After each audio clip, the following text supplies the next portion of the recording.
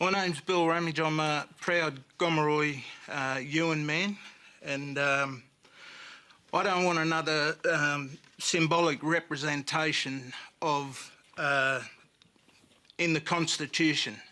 We've been there before, and it wasn't successful the last time.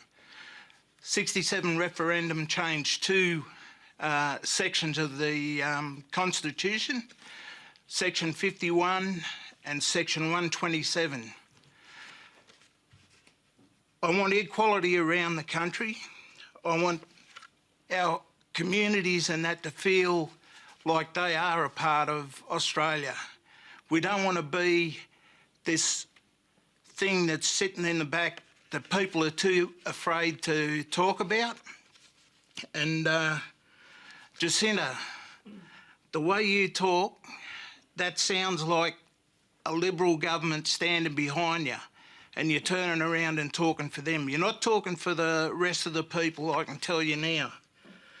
So what I'd like to see is both sides of politics get their act together, start moving the thing along, because this is just too long. Bill's lived his whole life and is saying, well, I want equality in my communities. I want the fact that we've got so many deaths in custodies.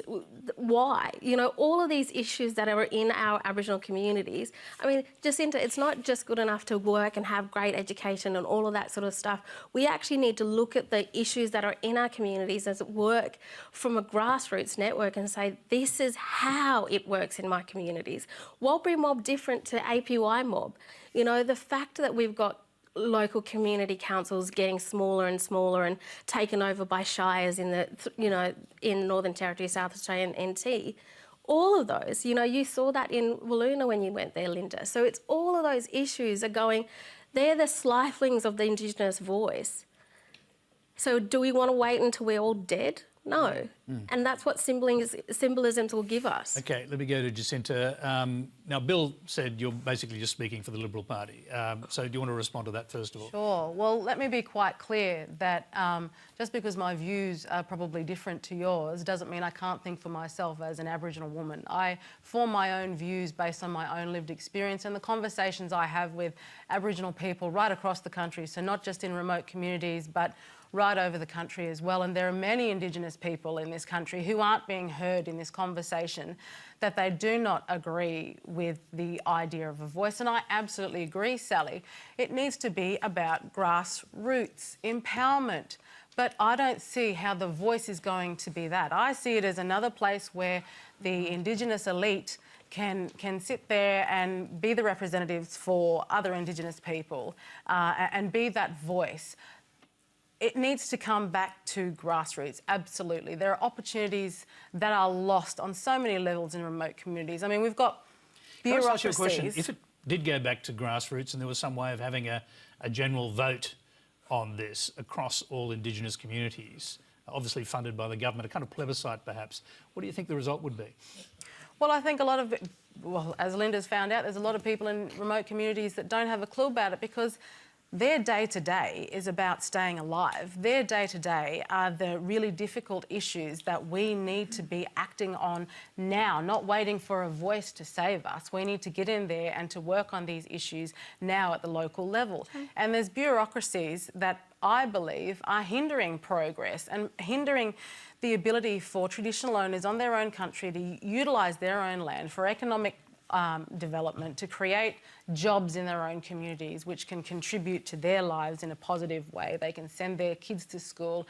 You know, I'm hearing all the time traditional owners upset with land councils because the processes they put in place which drag out these, you know, the applications take forever, so they can't get these opportunities off the ground. We have to look at what is actually stopping things from going ahead now. This is what we have to look at and sort those issues out. Thanks, Jacinta. Now, Linda, you were named several times during the course of this in terms of a visit. So, everyone, just to put you in the frame, I've just spent a week driving from, well, I didn't drive, from Port Hedland right through to Mikathara, Docker River, up into Mudurjulu community and Uluru. And a lot of the communities we went to were not particularly aware of the Uluru Statement, but as soon as you spoke to them about it, and I hear what you're saying, Bill, and I hear your frustration, and good Yuin Gomeroi man should be able to say that. As soon as the people heard about the possibility of constitutional reform, they said, well, we want to make sure that our voices are heard and we should be part of that. And I want to make that very, very clear. I think the other thing to say, everyone, is that let's have a think about what's going on at the moment. There are many pieces of legislation that come to the Parliament that directly affect our mob. Native title, issues to do with national parks, environment, the Murray-Darling Basin Commission with water flows and cultural flows, and the issues that Bill's spoken about at the very real level. I went to communities where they couldn't have dialysis machines because there wasn't clean water. Now, if there was an Aboriginal advisory body to the government, and let's remember we're talking advisory here, to the government to have a say on those pieces of legislation that affect the daily lives of Aboriginal people, wouldn't that be better than what we've got at the moment? OK, I'm just going to quickly go back. Bill, do you want a final word before I pass on to the next question? Yeah. With this, there's a lot of talk going on now, right? Yeah. And there's no answers being put forward. As far as all the rivers and land around, treaties would be a way to go. That'd take care of the water issue because you wouldn't get the cotton farmers taking the majority of water. But where you people are concerned, your leaders in your chosen field, why is it takes so long to get things going? You know, we've been over and over and over this, referendums.